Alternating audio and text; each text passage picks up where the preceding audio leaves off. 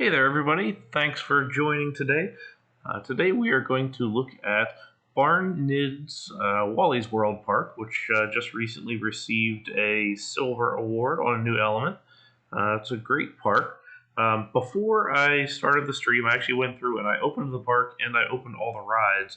A little bit oddly, the park comes with everything shut, so I wanted to get a little bit of movement in there. So we've got about 1,000 folks in here right now doing their kind of thing. So what we've got is a nice little kind of semi-realistic theme park in here, and I think he's done a very nice job. So let's dive right on in with the entrance here.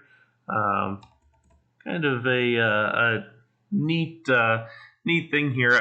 I appreciate that he's got the closed sign here like it was, and then there's a couple other bits and pieces of detailing with that, like the giant lineups here at the supermarket, like everybody who's looks like they're waiting to get their bread and toilet paper. So let's look at the architecture here. A nice, pretty simple architecture. A little smaller than most, but the four height walls is a little smaller than I tend to like, but it still looks all right, especially when it's consistent across the board, and it is here.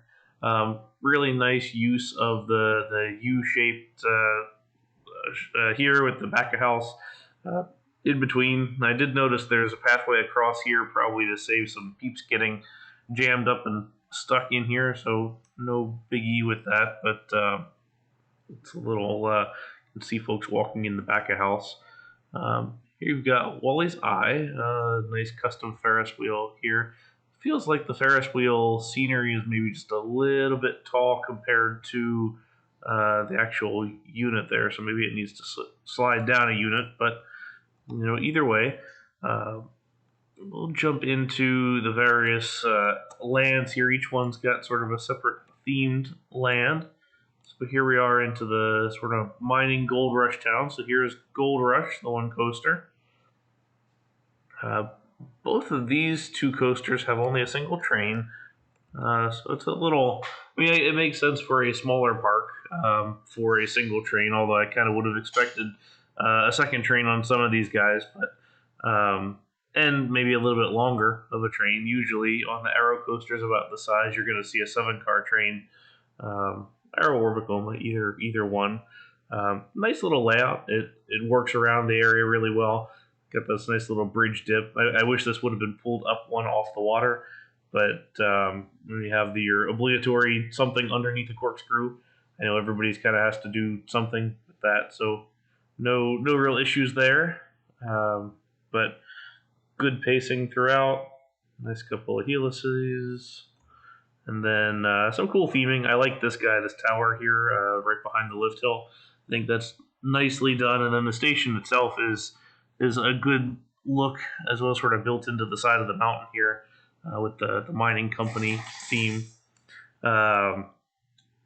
Jumping over to the next area, the Temple of Mystery, according to the sign here. I assume this is the Temple of said mystery.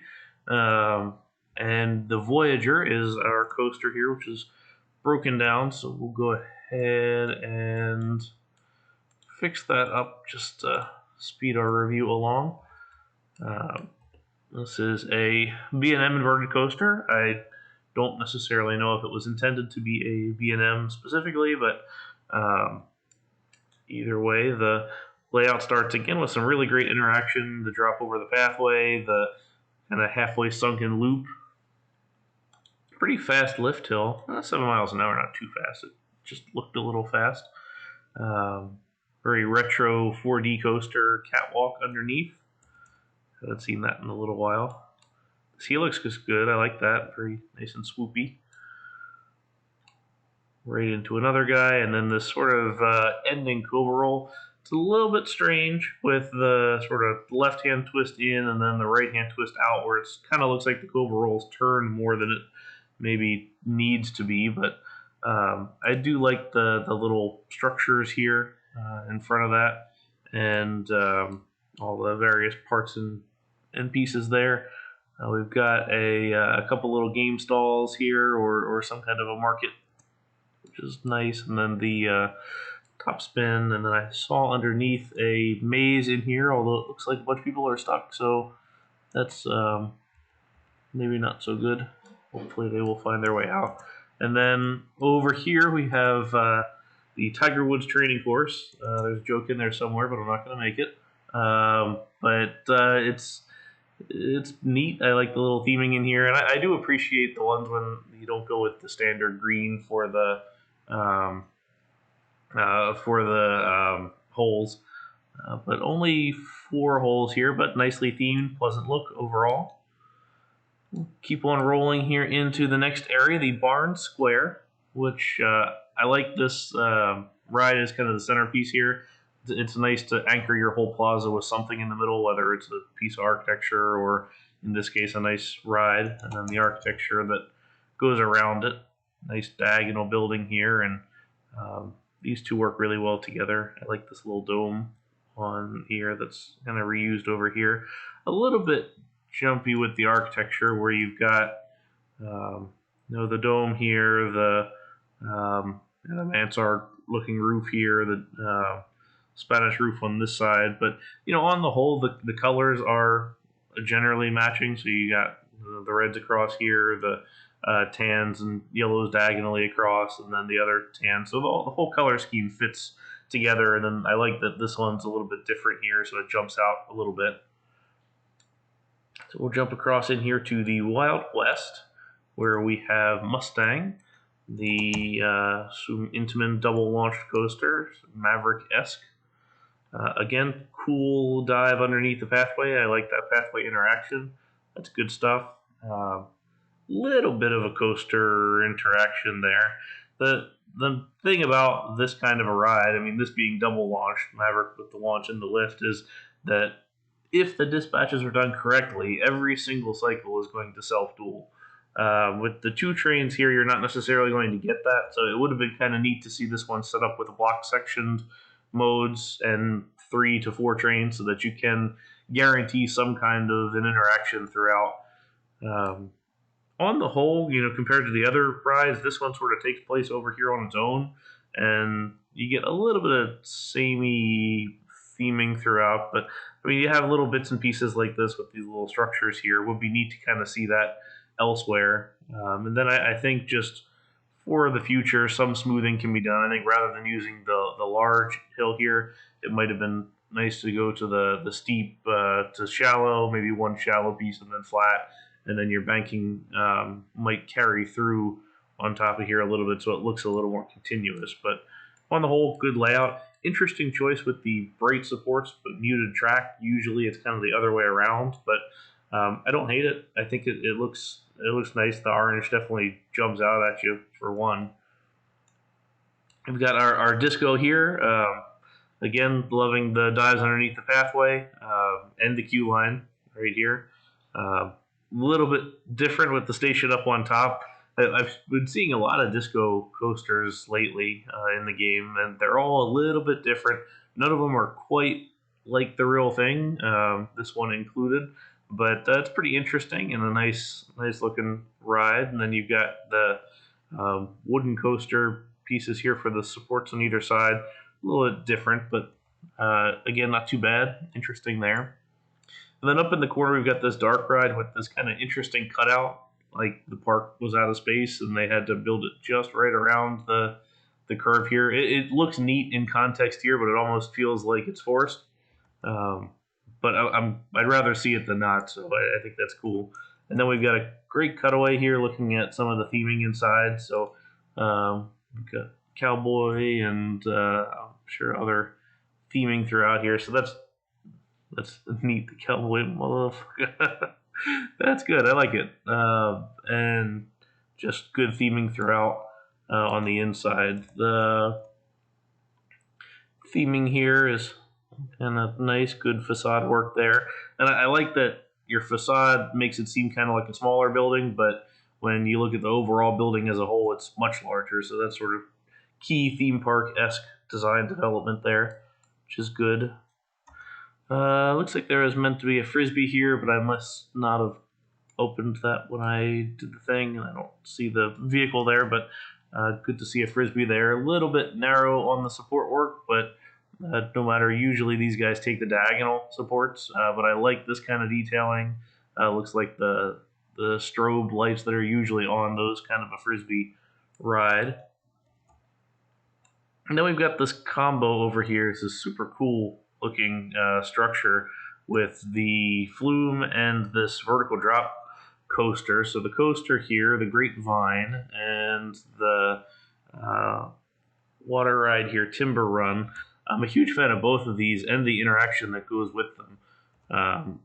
And then this whole structure is just super impressive. So you got the different levels sort of established here with the monorail pieces and then all these rocks that are just stacked up on them. It's a little bit odd considering this is like this Uber themed thing compared to the other areas where you don't quite have that. I mean, you look at this coaster where you have just landscape and that's about it, and then suddenly you have this giant like 6-story pile of rocks. But the theming is cool, so I like that a lot.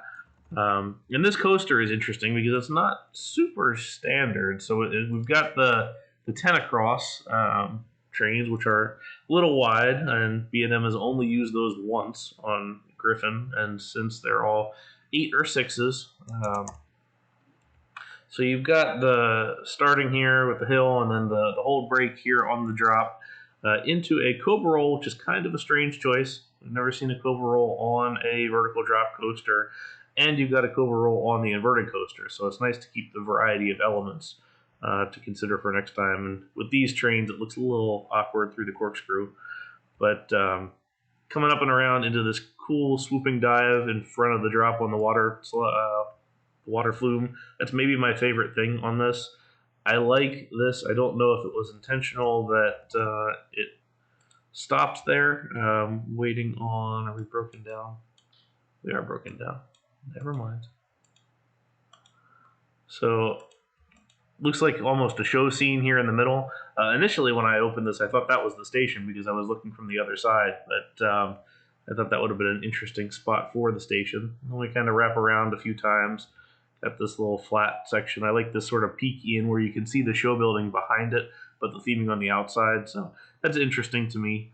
Again, not exactly realistic as far as being a vertical drop coaster goes, but clearly it's not meant to be that. So you can't fault it in there. And heck, look at that queue line. That's pretty substantial. I like too that you use this for a number of things. This big structure. You've got this dive show here, and it's squeezed in the corner around the queue line, so the guests that are queuing also get a show, which is kind of neat.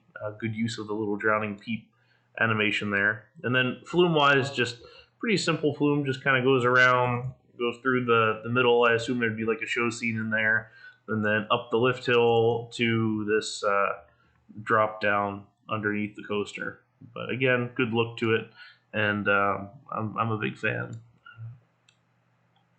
Theming wise, these are all pretty simple stuff. I mean, on the whole, like I said earlier, your architecture is small, and that carries through. I think almost too small in some of these things. You really don't even establish the station here. It's a nice looking thing, but I'd almost like to see this same architecture just scaled up by like 2 times, maybe.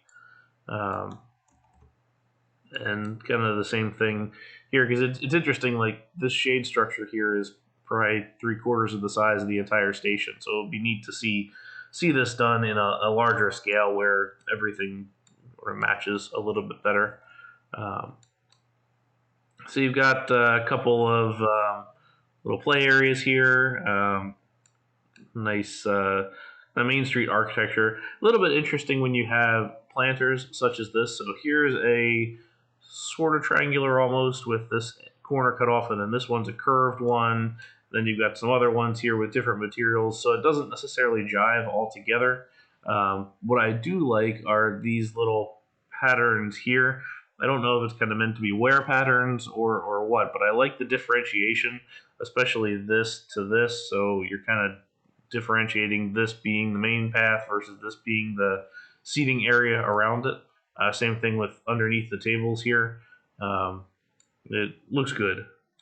And then you have your secondary entrance here with the hotel. On the whole, I like this hotel. It looks good.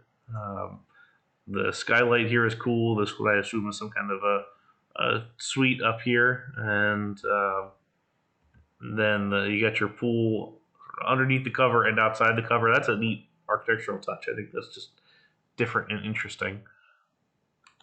And then outside the park, you've got a number of good little touches here. The restaurant here, the roadway all the way down, and a fair bit of parking. I would think maybe I get your theme here being closed for whether it's the virus or something else, but if you did re-release this with an open park, fill up the parking lot and all that.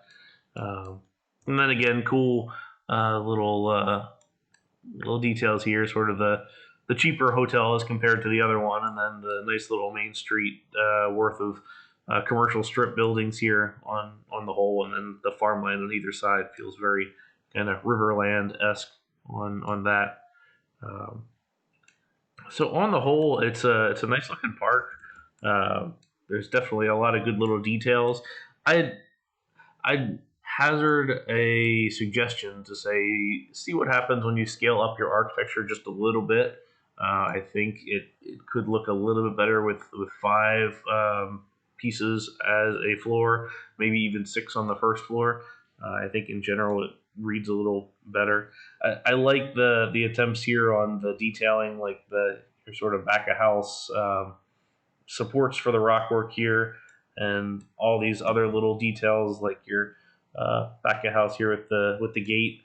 Although a gate doesn't do too much good if you don't have a fence around it, so you've managed the fence throughout the rest of it. So just things to consider as a finer detailing point, because you've got a lot of different fine details here, but some places you have some things missing. So just putting the whole package together, I think, is really going to improve the park or your future parks even further. But this is a heck of a kind of debut large park, especially for your big silver win here. I think that is a well-deserved score and a well-deserved win. So I hope that you will continue to build some more and release some more of these here in the future. And I look forward to seeing them when you do. So congratulations on the win and well done on the park. And that's all for me now. Thank you guys.